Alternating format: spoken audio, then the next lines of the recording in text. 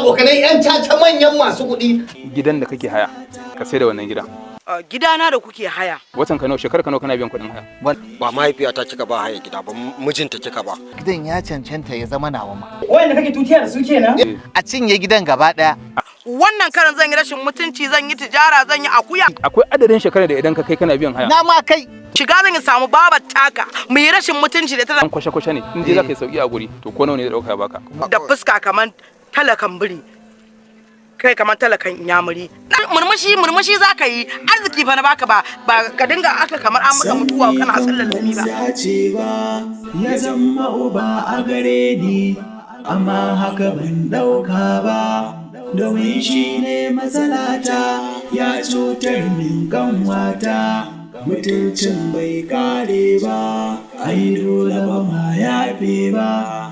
Mijin baba ta be ba, balle na kira shi da baba.